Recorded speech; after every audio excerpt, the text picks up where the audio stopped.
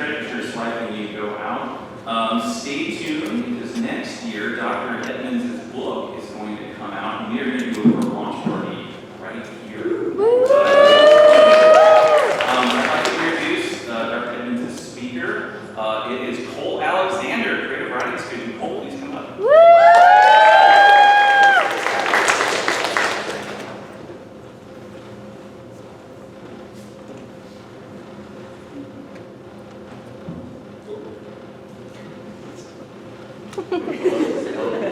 You can move the mic.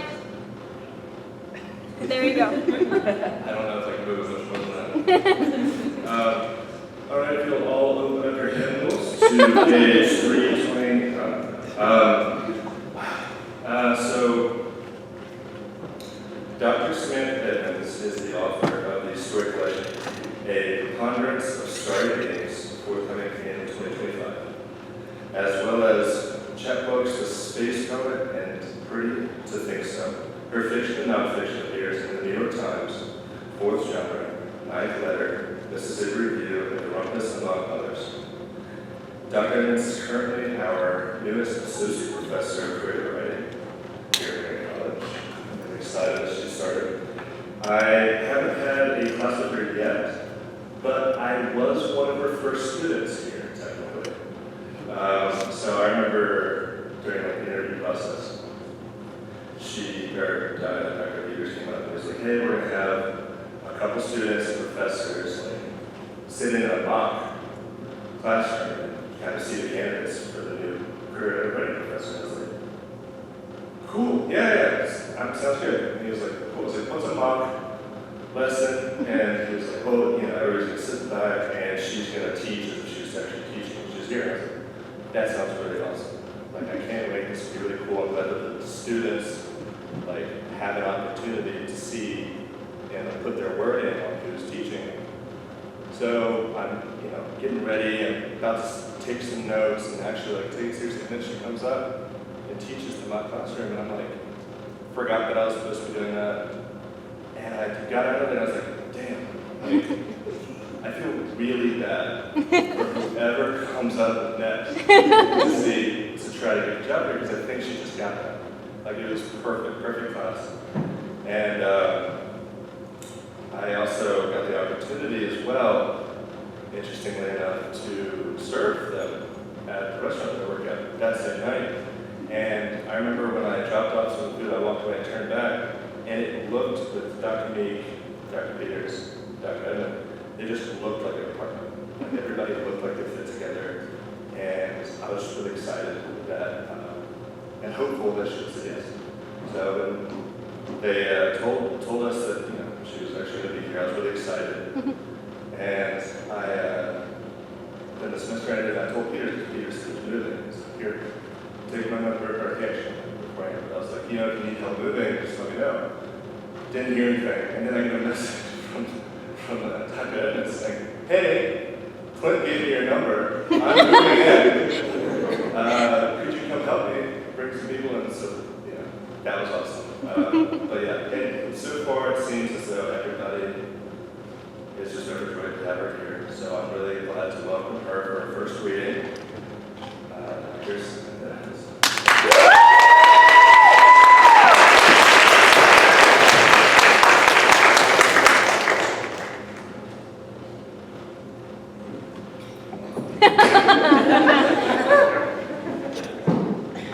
Thank you so much, Nicole, for that warm introduction. I feel equally overjoyed to be here. Thank you all for coming out on this dark winter night and sharing your time with me. So I'm going to be reading first from my forthcoming story collection. I'm reading the whole story, so it'll take about 20 minutes, and then I'm going to read some shorter pieces from my chapbook, The Space Poet. So you'll have lots of chances to come in and out. And this first story is called Future Born. The collection is all thinking about the cosmos and our place in it. I think this story really captures the spirit of the book, which is why I chose it. Here we go. Future-born. We are from the stars. We are their children. We frolic among the cosmos until our feet are bruised inside our boots from the slapping and bang, bang, banging against the ship's floor, until our gray uniforms stink with sweat, until we feel like when we breathe we don't even have oxygen in our lungs. And finally, when we are tired, we line up at the windows and watch the atoms dance. Our mothers say we are the lucky, the chosen. Our fathers say we have a lot of responsibility, that it will fall to us to colonize worlds. The ship will land in your lifetime, they say, jealous. But what care we of human lifetimes when we have seen centuries and seconds, stars, supernova before our eyes? It takes smaller stars billions of years to do what we have seen blue giants do in breaths. Nothing is forever, our parents tell us. Space isn't static. Even the stars die. We don't believe them, just like we don't believe in walruses, mammals, spiders. We make our world, we declare, and it is this, always.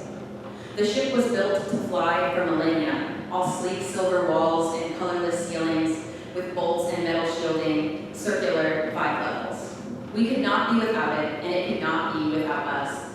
Life, food, water, power, it all comes from us, moves through us, returns to us, and in the meantime, it belongs always to the ship that belongs to the stars. We don't care to colonize worlds, so we won't. That is why we shout to each other, to our parents, to anyone who might be listening outside. Look at us and how we burn and tremble. You will start a planet someday, our parents say, not trembling. But we cry and run from them as far as we can to the other side of the spaceship, up or down a level, by pole or portal or ladder, and we hide in bunk beds, hallway nooks, amongst metal wall panels covered in wires, blinking, blinking, blinking, like we've seen the stars do. And that is our whole home, the only one we want to live on. Make us, we say later, when we have come out of hiding and are less afraid. How can you? And we tell them we are friends with stars so massive not even nuclear forces can hold off their collapse. We have seen black holes so strong not even light can escape. We have met blue giants and red giants and white dwarfs so old they saw the creation of the universe. And we know too that the same blankets of gas and dust that birthed them swaddled us when we were born. And we can feel the stuff of those stars in our atoms when we breathe. And so we ask them again, how can you make us? Only the stars make us. After our mandatory sleep period, which we hate, we wake to find the artificial gravity is off. This happens sometimes when there's a big storm in space that knocks it out temporarily, and we fly to the windows like asteroids to see if we can see the storm. Clouds of rock and helium whirling around us, supernovas bursting like the fireworks of old. But the storm has passed while we slept, and we are left to stare at nothing but blackness. Zero gravity days are our favorite days. We do not go to lessons and are free to race like comets through the corridors. Quick as we can, we dress in our uniforms, rough fabric and colorless, and leave behind the heavy boots. Zircon and Palladium, the twins, zip each other up while floating 10 feet high, and Paula touches the patch she's sewn on the inside of the fabric where shoulder meets uniform, made of the crinkly stuff our food is kept in. It is slick against her fingers and crackles in a way she likes. Zirk holds up a finger. Shh. He is not supposed to alter his uniform. She doesn't tell the parents, but she tells the rest of us, and we all want one too. We yearn to steal the scraps of the food wraps after meal times, to put inside us something only we know about, something the adults won't see. Our parents hold the railings placed along the halls for this purpose on zero gravity days, moving about with precision. Not us. We zip and fly, push against the ceiling with our feet, flip and turn, soar back. The youngest don't yet feel comfortable floating and are slow to move anywhere but up uncontrollably.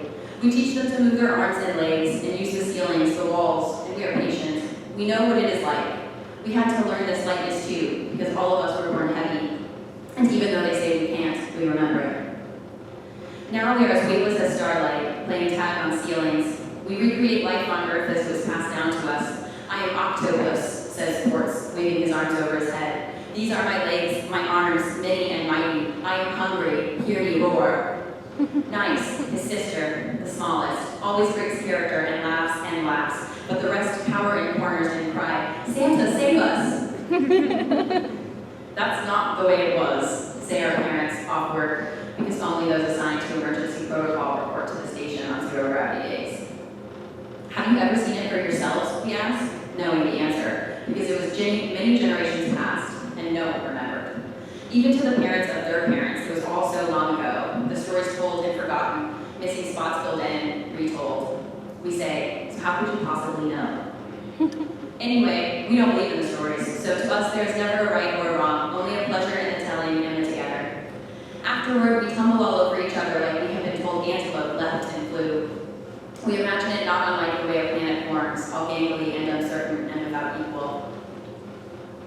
The fastest, granite, all arms and legs, starts swirling and swirling in circles, and we dance around him, planets all. And the prettiest, onyx, with hair as yellow as the storms in space, calls out, I am Earth, sun, you are so bright.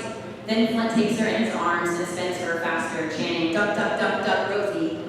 Then he hard but not too hard flings her to the outer edges of the ship, and we all fall down. But of course, not really, because even though we are made for rocks and dense elements, on a zero gravity day, nothing ever falls. Despite that we play their games, we do not believe in insects or oceans or day and night, sun or moon. Sometimes we don't even believe in Earth. We don't understand the lives of the past-born. Why number periods of light in repeating cycles? Why name only one star when there are billions and that one is not even the biggest, brightest, oldest? Why name one space rock but not others? Why live in one place at one time when there is all the cosmos in every time, past, present, and future, that has ever been? Why land when you can fly? Our light from space comes in flashes, retreating and charging without pattern. We are used to periods without it, walking slowly so as not to run into each other until the artificial emergency lights are activated. And sometimes in the dark, we notice we are not all there, that Zerk and Paula's older brother, Zeke, has gone off with Shy Garnet, or that Flint and Pretty Onyx and the rest of the older ones are missing. And we wonder what they're doing that we are not invited. We ache for those missing in the blackness. We can't stand to be apart. And so the rest sneak out and make vows to never do that. And then we look through the windows into space and guess which darkness is darker, that within or without. When the light returns, it consumes us, and we burn, burn, burn in its galactic embrace. The older ones return, and we love them, and we love the light so much we won't need it, even when our parents say to move away, to threaten, to lower the shields. They think the light is too strong, too much. They want to hide themselves from it, for sleep or work or anything. But there is a button on the maintenance floor of the ship that lifts the shields from the windows, and we know it well. They cannot keep us from it. We think it used to be red, the button, but has since gone faded splotchy orange, paint chipped and surface worn smooth by generations of fingers just like ours, pressing and pressing and pressing. The glass beneath our noses and fingers is cold, but we feel the heat of the star storm even through the windows. Our faces are alive with it. What would we give to be always in that light, we say, thinking of everything precious to us that we would never miss. Zinc, the strongest, thinks that we have been in the stars so long we could probably breathe their air. Igneous, the smartest, says there is no air in space, but she believes that we could probably just breathe the stars themselves. When we hear this, the rest are quick to agree, because we feel bits of stardust already inside us, hot and tingling, there from when we were born. We wonder how to try. There is a bridge on the upper level of the ship, where the captain and the first and second mates work. It has a door that opens directly into space, though even the windows we love do not. Only Zeke and the twins have seen it since the captain is their father. I can get us there, Zeke says. I know the way. Shy Garnet asks, is it scary? And he smiles a smile we've only ever seen him give to her, and takes her hand, and says it isn't scary at all. Paula says, up there, we can go outside. That makes even Garnet's eyes light up. We have never been outside. We have watched from spaceship windows, nose pressed flat on cold glass, leaving our breath and smudgy fingerprints behind. We have watched and we have yearned, but we have never been outside. Would we need the spacesuits? Asks Onyx, like the ones our parents wear when doing maintenance to the outside hull, which gets damaged from time to time by asteroids and space rock. She is scared but doesn't show it, and we press closer to her, loving her for it. We decide we don't need them, the spacesuits. When we go outside, we say, we want to taste the stars. Our mouths feel wetter at the very thought, and we swallow, looking pinkies all around. On the next rest day in a storm, we will go. But one of us, maybe it is Steel, looks out at the light burning right now and says, why wait? And we think of our parents, who have spent their whole lives waiting, and do not have a reason. The control level is more than a simple room. This is the only part of the ship that has any access to outer space, and the corridors are filled with airtight automatic locking doors that beep, sounds of stabilizing air pressure, shuttles and spacesuits and air masks, all of which we ignore. No one is up there. Captain and the mates leave it unattended for long stretches of time, on autopilot when there is no need to steer, when the only thing in front of us is long empty space. Brennan and Steele open the door to the main bridge and go through ahead of the rest of us. The room is dimly lit, full of blinking lights and buttons we don't understand. Nice, our littlest says, "Pretty, pretty," and reaches out to touch, but Port takes her tiny hand and holds her tight to his head. In front of us is the largest window we have ever seen, the largest window on the ship. It's the windshield, Zink says, and it takes up the whole far wall of the bridge. We can see everything, and some of us want to be angry that we've lived so long without this view, our faces pressed to circular windows only just larger than our heads, and all the time Zeke knew about this and never told. But we lose our breath too quickly to be angry. We form a single body around the windshield, full of love for the cold glass in front of us, the feel of the other's breath against our necks, warm skin pressed into warm skin, all of us staring out. Zeke says, "Look at that." For the first time in our lives, we see black space to our left, punctured by white stars, but all is not darkness. The cosmos are consumed by light, all are the light, and if we turn the other way, we do not see black, but bright, bright, bright. Galaxies are made of color, blue, yellow, purple, pink, red, green, the light of worlds contained there in the nursery made for stars. We ache to look so completely, with a view unhindered by the metal of the ship, a limitless view. We think in the looking, we are limitless too. And then Zeke points again, there, and Garnet says, "Is that it?" And Zeke nods, and then we all are looking at the planet, far below, years yet away, the one our parents mean when they tell us with tears in their eyes that we will be there soon. It is striped blue and green with an atmosphere of who knows what. We hate it. There's not a nebula or star cluster around, just empty black space, and if we are going to live in darkness, which we wouldn't mind, it will not be the darkness down there, which we would. There's another kind of darkness in the distance, but to the side of our trajectory, closer to us than the planet, but getting farther while the ladder gets closer. We cannot say how far away from us it is. Igneous guesses a few hours away in a ship moving at light speed, but by the speed of arms and legs, maybe months to fly there. She says, "But we're not even going that way." We can't see it, this thing, of course, but we see the starlight get swallowed up and notice the distant planets that are rolling round and round, orbiting what looks like nothing, and we identify it in its absence. We are not afraid of black holes, and when we look at it, we feel like we can do anything. "What do you think is on the other side?" Paula asks, and we don't hear her so much as feel her, the quietest of whispers in our cluster. "We might go through it and pop back into another space and time," Igneous says. "Like back to Earth?" This from Brandon. Then we are all chiming in, loud as we can. "Like the day the galaxies collided, the day the dinosaurs burned, when the stars were born. No, the future, our future, the future of everything." That's it, we are sure. But none of us ever say the day the stars die, or the day the universe ends. Unfathomable, impossible. Zeke knows the code to the outer door. His father told it to him during his flight lessons. Zeke will be our captain one day, the adults say, when we are going to land on the planet below. Zeke laughs. He is like us. He promises we will always only ever fly, never land. But he does like the lessons. Zircon, his brother, tries to peer over his shoulder as he punches in the numbers to deactivate the airlock on the door. He wants to know it too, but his father told him he was still too young. Zeke blocks him from seeing with a laugh. Those with siblings understand, and those without pretend to. When the door is unlocked, Zircon is so angry he shoves forward to yank it open before we have the chance to do it like we always imagined, together. We get our first breath of space while still inside the ship, the worlds colliding, neither fully within nor without, and it is not cold or hot, but it burns, and we cough and cough. We try again through our noses, and it hurts, but we are giggly, lightheaded with our bravery, and the emergency lights are flashing, but we don't care. We are about to be sucked into space, our birthright. There are alarms going off, and the door stabilizes almost instantly. It's left open, but we feel the air seal somehow, an emergency override. And even though we can still see where the ship ends and the universe begins, we are not breathing in space. We are breathing the same air we've always been breathing. Disappointed, we notice Paula, Zerk's twin, pointing out the door, jumping. on the days gravity is off, but more and more and more.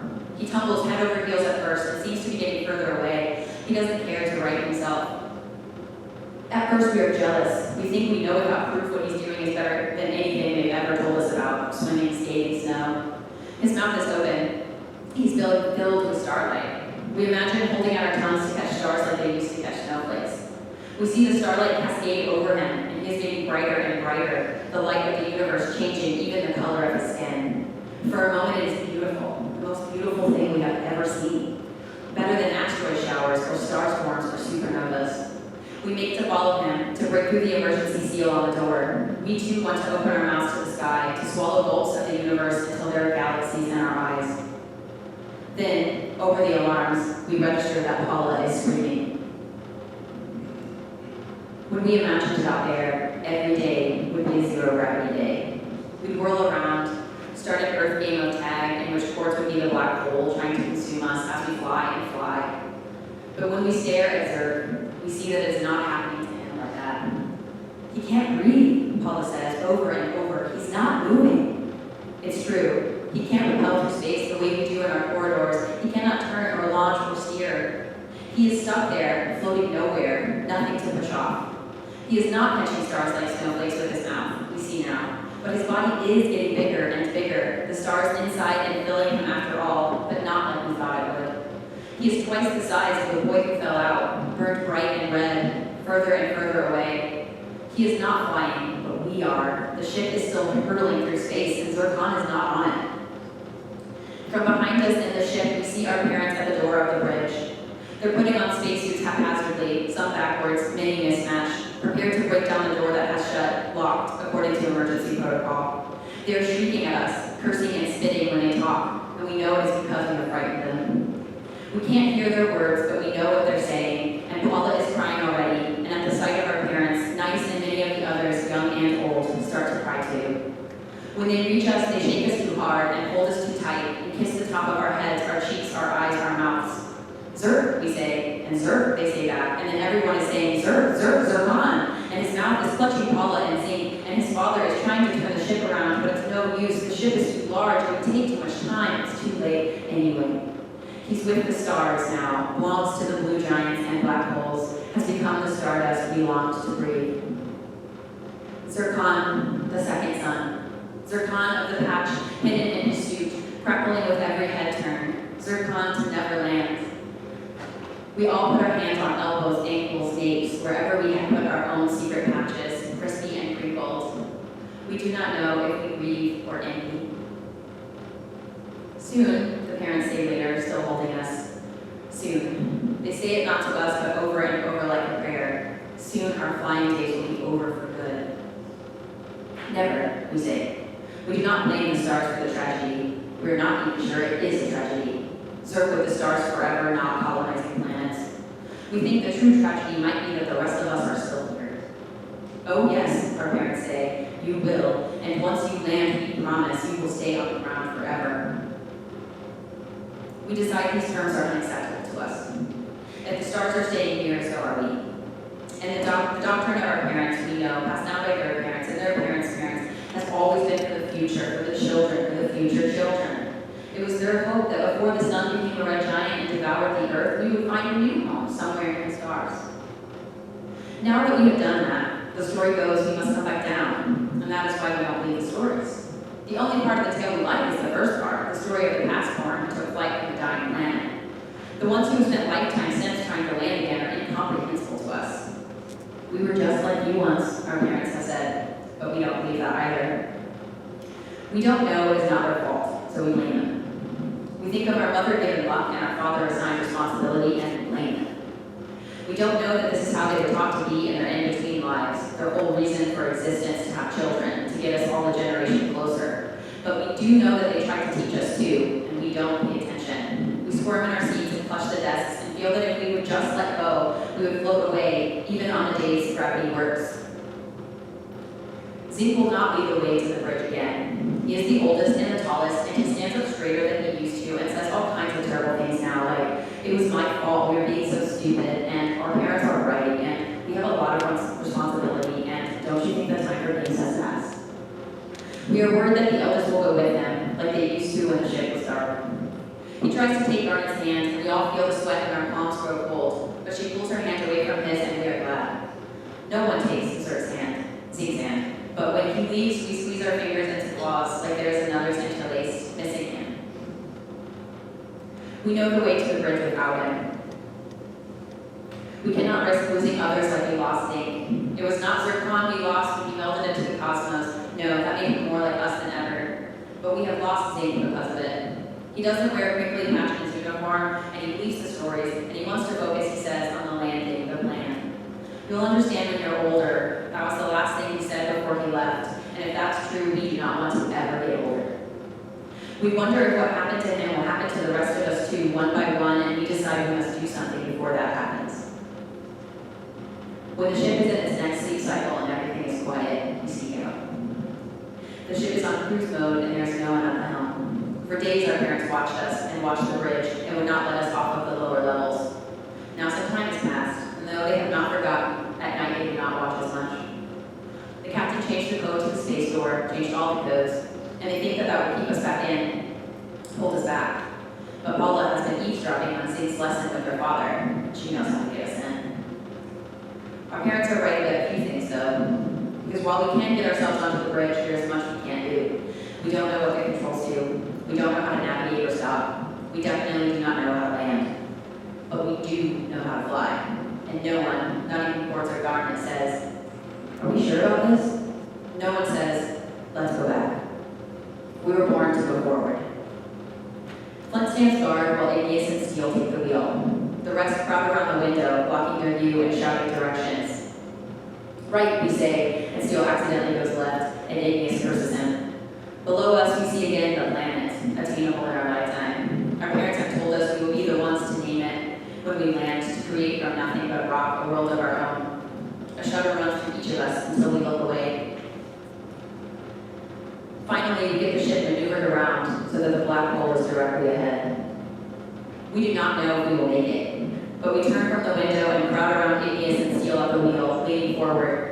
Faster, faster, we whisper, suddenly anxious now that we've made it this far, and frightened it won't be far enough.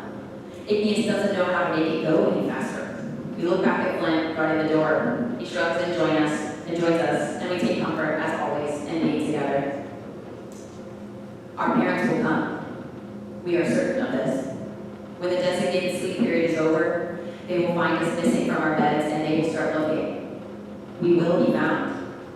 They will scream, "Open this door right now." And the meekest will hide behind the bravest, who will shout, "Make us!" And eventually they will. If they make it in time, the ship will be turned back around. And when we are 30, or 60, or 80, or some other impossible age, we will land and fly no more. But if they are slow to wake, or take a shower before noticing, or check the wrong place first, if we can just get the ship close enough to the event horizon, if we can just get caught in the orbit of that which we cannot see but know is there, then nothing can turn us back, not even the parents when they come. We will start to shake, pulled forward by our own mass, and our chests will be pressed into those in front of us, and we will feel the chests of others in our backs, and we will never pull apart again. When we are close enough to the dark star, the ship will twist round and round, who knows how many times, who knows for how long, faster and faster, until time is stretched to its limits, and it seems to us we are going slow, able to look out and see planets and stars and nebulas and maybe the atoms themselves flowing past, tumbling over into blackness like a cosmic waterfall. And we will be next. One of them, not children, not colonizers, but infinite, burning. Lord, we were born burning, spiraling ever closer towards that which can make even the light bend.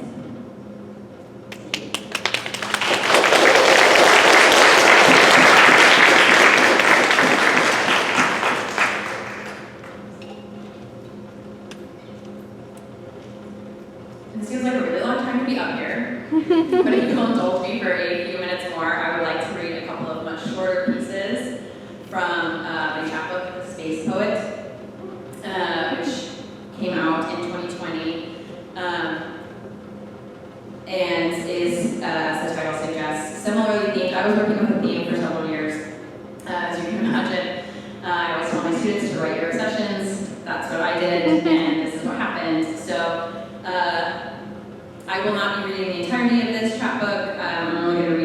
4 pieces, maybe 5, and I'm skipping around. It's pretty non-linear, but the real thing that you need to know is in this mostly realistic but alternative reality, NASA hired a poet to go live on the International Space Station with the astronauts, and this woman was selected.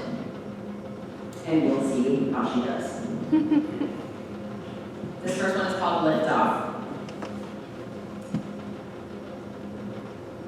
There have been over 24 astronauts from Ohio, more than any other state. Not to mention the Wright brothers in the invention of flight. Once, someone on the internet included this fact alongside a picture of an Ohio highway with a photoshopped astronaut sitting on a suitcase. The caption said, "What is it about your state that makes people want to flee the earth?" For the space poet, leaving wasn't about Ohio, which for her was more corn, cows, corn, hell is real sign. No, it was, like everything else, about the girl she was leaving, the girl she didn't want to leave, would rather leave than bring home to meet her family, Pentecostal parents, corn cows, church crosses, hell is real. The girl whose kisses felt like being in zero gravity even before the space poet had left orbit. So that during takeoff, when the pressure of acceleration on her body was building, like the weight of another body on her chest, like laying low on her back and trying to swallow, like the feeling in her chest during a roundup ride at the county fair, which bends you to the side of a giant wheel and holds you there so heavy you can't peel yourself off. What was the word for that? Centrifugal force. While that was happening, the space poet was already prepared for the feeling of 1 minute you are struggling with all of this weight on your chest, the next you are floating free in your chair. And the space poet is ready, so ready to be free. So the International Space Station has this like viewing platform called the cupola, and you just need to know the word because I'm about to say it. The cupola. A 360-degree viewing platform, it reminds the space poet of the large plastic bubbles that kids spy out of in sticky play places attached to fast food restaurants. Only instead of looking down and seeing rubber mats, stale french fries, cubby holes for tiny shoes, half-eaten chicken nuggets gone cold, mothers in ponytails, fathers on cell phones, there's nothing here to see but dark empty, and this bowler hat of blue, a few white clouds, pretty but so cliche, the space poet thinks.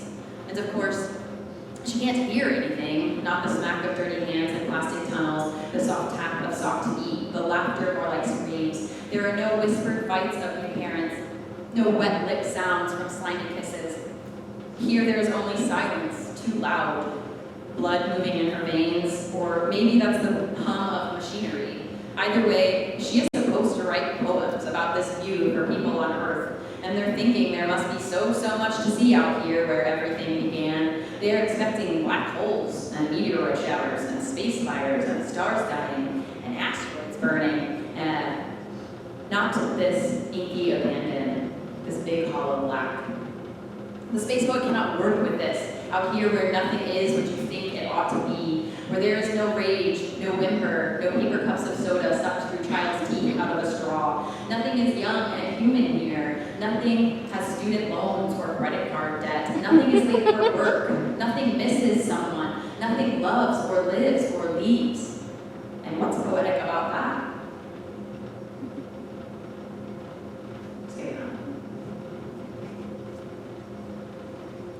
Space-flung souls. It's not as isolated here as the space poet had expected, and she loves that but hates it too. That she can check her email and her Facebook notifications, that she knows who won Best Picture and who the president is. No, that came out wrong. Oh. She had thought she was fleeing the Earth, but she still hears spoilers for Game of Thrones at mealtimes and sees scientists making phone calls to people planetside, and she is thinking that space is a lot louder than she thought it would be. Which is why she's not surprised to learn from an astronaut named Archie at dinner about panpsychism, the belief in a proto-consciousness field that extends to the entire universe. In other words, the stars think and make choices about their orbits, or maybe even self-aware. In other words, if we judge life based on whether something changes its behavior in reaction to stimuli, then the fact that stars sometimes alter their trajectory might be seen as a willful conscious choice. words, maybe the stars are alive. And in other words, seriously, that's it? The space poet interrupts. That's all it takes to declare consciousness? Stars react to stimuli? What about stars feel? What about yearn? What about hurt? What about write poetry or get songs stuck in their heads or lie to their mothers or leave behind the only person they ever once loved in their life? Then again, there's a fairly widespread agreement that conscious beings are often, how would we say, aggrieved, and sometimes even unhappy. And maybe the idea of a conscious universe is something to be pitied. Maybe the universe would be better off not waking up at all, but rather, like the Beatles song, living with eyes closed, which reminds the space poet to blink, and so she does, long and slow.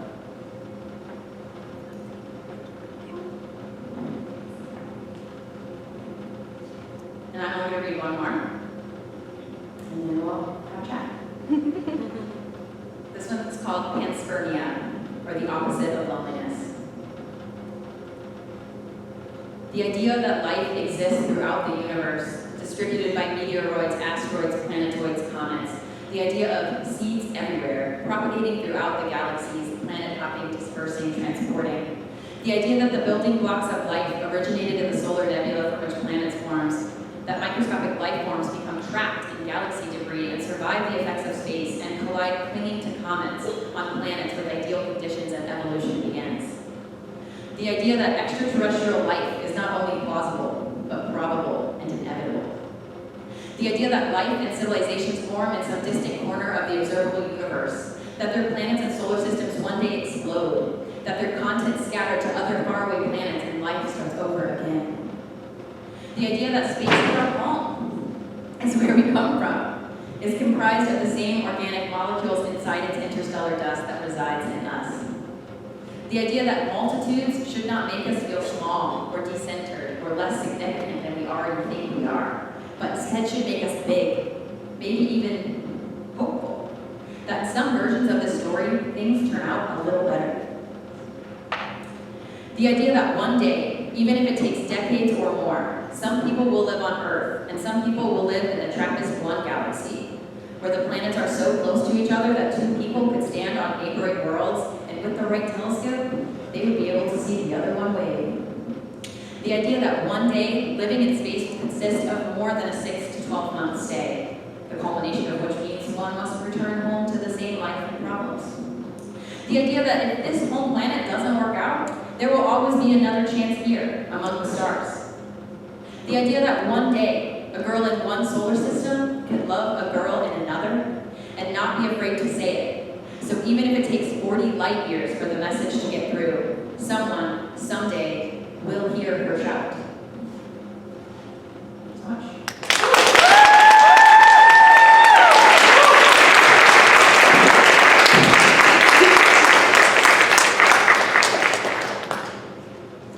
Dr. Edmonds, that was really awesome. Can we give her one more round of applause?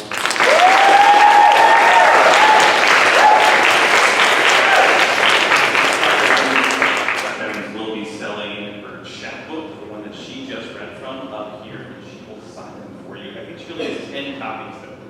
12. 12. And they are, is it $10, is that right? Yeah. $10, and you have PayPal, Venmo, Yes. cash, Yes. coupons. Yeah. Good deal. If you have a question, I will come to you. Just raise your hand. Okay, we go.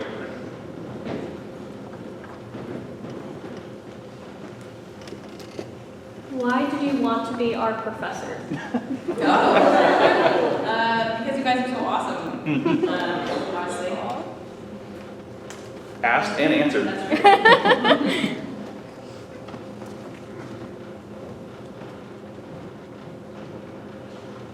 Why do you run? That's great. I don't even know that I had an answer that I fully articulated until just a couple of weeks ago when Glenn asked the whole table that question. And we all were like, I don't know. And we said a bunch of things about self-preservation and self-expression. And then I thought of this quote by E.B. White, who wrote Charlotte's Web and other children's books. And he says, all I ever wanted to do was say that I loved the world.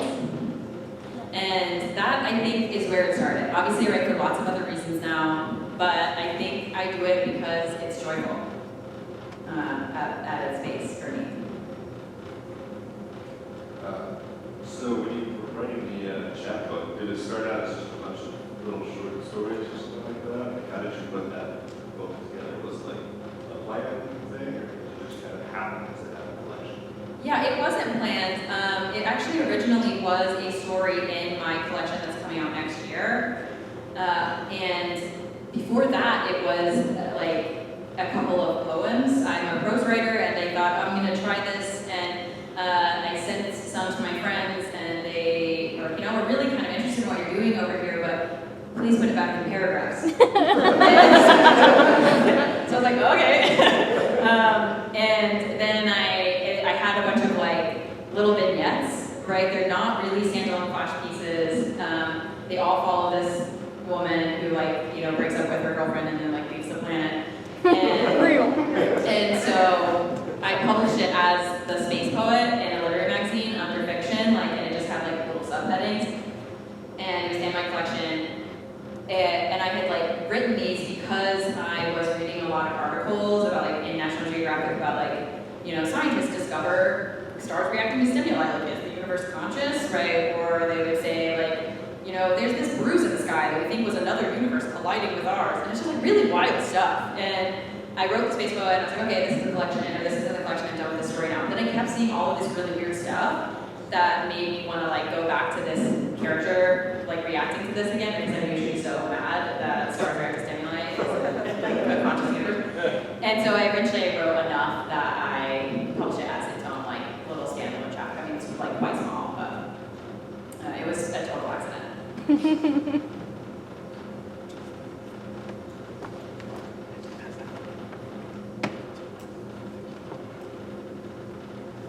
What are some notable things that you want to include in the space poet, but cut for some reason? Why? Do you know, I think I indulged every whim in the space poet. There's a lot of flexibility in how long a chapbook can be. So the one thing that I didn't do that I kind of wanted to do, and then ultimately decided that less is more in this category, was so she breaks up with this woman and goes into space. I didn't ever bring her back home, right? So at the end of the book, it ends on that, the one that I just read out loud. So it sort of ends in this space of there's so much out there. And I never wrote anything where she landed again, even though, you must, right? No one lives on the International Space Station forever. But I didn't really want to write about the return, or any kind of reunion between her and the ex-girlfriend. Neither one of them have names, but so that was one that I left out because I thought I wanted to leave it up in the cosmos. It felt wrong to end it on Earth. The whole thing was about being bigger and away. How did you become obsessed with space? Did you say when or why? At both. It happened in grad school, and I'm not really sure how it happened. I was always a sci-fi fan, and then I think I just started watching Neil deGrasse Tyson's Cosmos before we stopped watching Neil deGrasse Tyson, and that really kickstarted it, I think. And then I started following astronauts on Twitter, and I also have this whole thing in the space poet about how Star Trek lied to me, or lied to the space poet because it looks so awesome, but the International Space Station actually looks really horrible. It looks like a horrible place to live, and so it just it spiraled from there, right? But I think it really just began from watching a couple episodes of Welcome to Your Universe, and I wanted to do the same.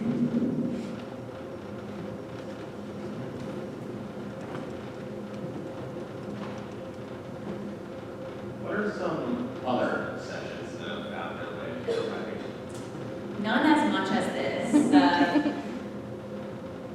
I went through a brief like feral children, right? Like the kids that are like raised by wolves, right? Like they don't get bound till they're like 6 or 10, and so I wrote a story or two about that, like because that was like just absolutely wild, and I write a lot of like the themes that sort of obsess me and like move about. So I write a lot about like mothers and daughters and like adolescence and like finding your place in the world. Like that feels like I didn't find my place in the world until I started writing about people looking for theirs. So that's like not a Googleable obsession, but it keeps coming out in my writing over and over and over again. It's something I'm obsessed with. Is like how do people belong? Who were the writers that influenced your style? Great question. Amber Sparks is the big one. She actually wrote a story called The Janitor in Space, which like I attribute, like I thank her for in The Space Poet. So I love Amber Sparks, Kelly Lake, Amy Bender. These are all like short story writers in the like fabulous, like speculative fiction range. I like Antal Calvino a lot, Carmen Machado. I could go on, but I think I captured the vibe.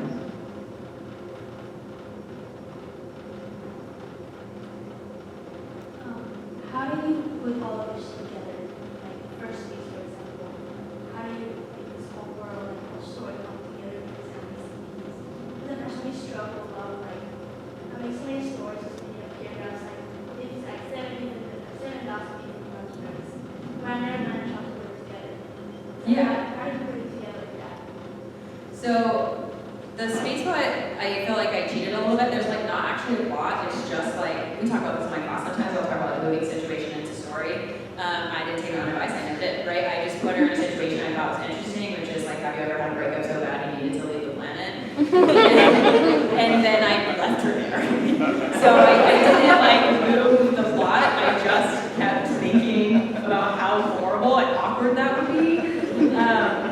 And so it didn't need to come together, I think, in the sense that you might think of a plot coming together, because I sort of left them mostly linearly. Like every once in a while, I moved the sections around, but I think that was really more in search of like atmosphere or feeling, right? Some of them are funnier than others, and I didn't want too many funny ones or too many sad ones in a row. So I was like thematically sorting them. With the collection, which is coming out next year, I didn't put them together until the very, very end. So I actually wrote, 15 unconnected short stories. I wasn't even thinking about them in the same universe until I put them all together, and then I thought, wow, these people sure have a lot in common. Maybe they know each other. And that was like one of the last things I did to make it feel like the same world. Is looking at side characters and story number 1 and saying like, well, what if that's my main character in story number 2? And as long as it didn't like absolutely shift, something in a way that didn't make sense, I just made that happen, right? Like I retconned that. I was like, that guy's uncle is that woman's ex-husband, and now we know something, right, that we didn't know before. And it just like opened the world in really small ways, because they are standalone short stories. I think it's different if you're trying to create something that needed to be all connected, like, Quite Nakamatsu's How High We Go in the Dark or something. That would be a different process. But for me, it was a lot of retconning. So apart from the book that's, is this on? Okay, apart from the book that's coming out later, do you have other stories that you're working on that you would like to publish later? Yeah, I have a memoir which I wrote in my PhD program that I'd love to see out in the world. And that was about me and my friend who's here tonight. And our teenage antics. Ask me about it when I'm not in front of a microphone and a bunch of people, I'll tell you about it. But I'd like to see that one off my desk. And I've also been kicking around some like robot story that I've never been able to really make work, and I'm thinking about making it several short stories. I'm inspired by also what I teach. Those of you in my classes will recognize this is the second time I've mentioned How High We Go in the Dark. Everyone should read that book. But it's a collection of short stories that are all set in the same universe, but don't follow one singular plot. I think that really appeals to me. So I would like to see that robot story sort of take that similar shape. If you have one, do you have a favorite space to write and like a time you like to write or you write best? I like to write outside when I can. I used to prefer only to write in notebooks and then type it up later. I think I've slowly sort of come to appreciate the act of typing. I feel like I can like erase and move things around a little easier. And I sort of, you know, when you don't have the luxury of being a full-time writer, you just sort of write in like whatever times you can steal and snatch. But if I had my pick, I would like to write in the morning and in a space that like I know I won't be interrupted. It's really hard for me to like get in a zone if I only have an hour. But if I know I have 5, you know, that can really help because I feel like it takes me an hour to even just decide to get started. So that's what I would do is like go outside and not be interrupted. Since we are running out of time, we have one last question. Every single visiting writer since 2017, every single one has been asked the same question. The question's been passed down student to student, and right now, Michael Picker is Hello, Dr. Edmonds. If you would be so kind to give the lovely people in the audience your thoughts and opinions on Beyonce, that would be most appreciated. You know, I had a lot of time to think about this question, so if you wouldn't mind turning with me to page 34. No, I'm just kidding. You know, she's got it wrong. That's all I think I have to say about that. She's got it. And with that, we give Dr. Edmonds one more round